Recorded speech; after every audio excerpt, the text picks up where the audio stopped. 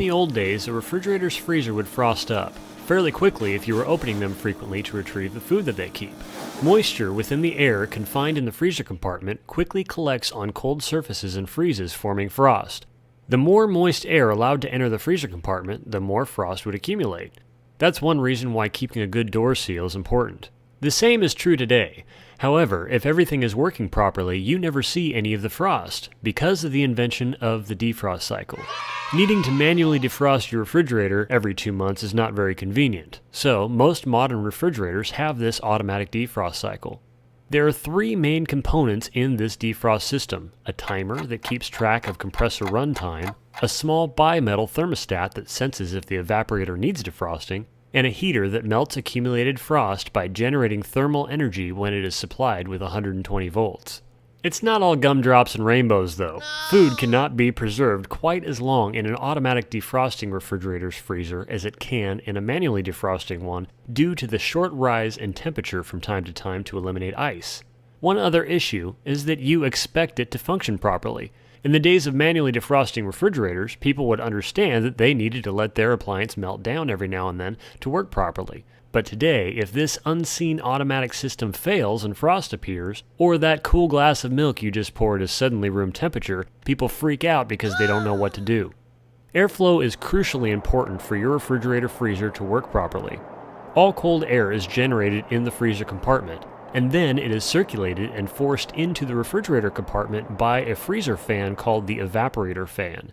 Cold air from the freezer is forced into the refrigerator, and the slightly warmer air in the refrigerator is forced back into the freezer area to have the heat that it contains removed. If either of these air passages becomes blocked with frost, or the automatic temperature controlling duct door, called a diffuser, sticks closed, the refrigerator will not receive any cold air from the freezer. And even if the evaporator fan is blowing cold air directly into the refrigerator, if the air return is frozen closed, it's like blowing through a straw with your finger on the other side. The defrost timer is supplied power by the refrigerator's main thermostat whenever the compressor is running. In this way, it calculates how frequently a defrost cycle may need to be performed. Most timers are set to initiate a defrost cycle after the compressor has run a collective 8 to 10 hours. Because the compressor is cycled on and off as needed by the refrigerator's control thermostat, this could take 10 hours if the compressor is running continually, or a few days if the doors stay closed. Most timers are mechanical. However, some models use a circuit board to perform the same task. A defrost cycle starts when the defrost timer sends electricity to a small thermostat attached to a cooling coil called the evaporator. For more information about this thermostat is called a bimetal thermostat because it has 2 small contact strips that flex with temperature change to open or close a circuit. In this case, the bimetal thermostat closes, allowing electricity to flow through when it is cold. In this way, the refrigerator will not energize the defrost heater if there is no ice to melt. This thermostat is basically an automatic switch that is on when it is cold. If the thermostat is cold enough to be closed, electricity passes through it, allowing the heater to be energized. The heater temporarily becomes red hot, melting all the accumulated ice until the timer stops supplying power, or the bimetal thermostat warms up enough to open, breaking electrical flow. So now you know a little bit about how it works. Let's see what can go wrong in order of likelihood. The most common cause of defrost problems or ice buildup is user error. Let's just say you have one too many cold ones and forget to close the refrigerator door. In the morning, you sluggishly enter the kitchen for a cup of coffee and notice that the door is open, so you close it. All that moist air accumulated in the refrigerator's diffuser duct and became frost, blocking cold air from entering the refrigerator. Later that day, you're thinking about a nice cool beverage, only to discover that the milk is warm and smells funny. You could call a repair service, but this scenario can usually be corrected by unplugging the appliance and allowing it to thaw out the old-fashioned way. The most common mechanical failure is the bimetal thermostat failing to close and allowing power to flow through to energize the heater. The thermostat can be checked for continuity when it is cold.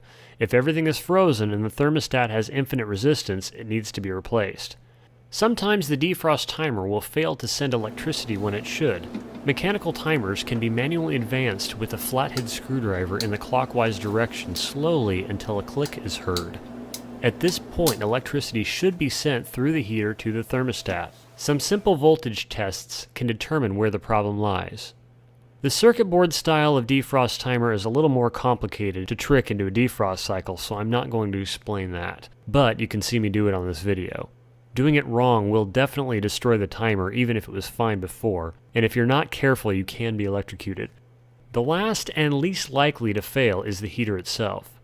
To test the heater, unplug its contacts and do a resistance test.